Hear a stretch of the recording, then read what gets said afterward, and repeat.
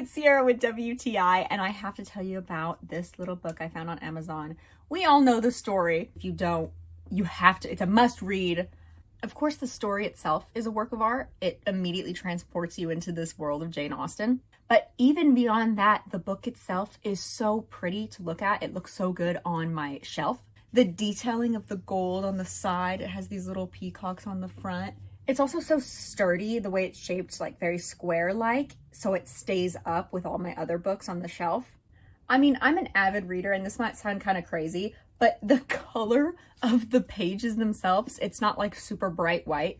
It's a very ivory kind of bone white. I know it sounds like I'm fixating on such a small detail, but it's so nice to look at. It doesn't give me a headache, and the font is so pretty too.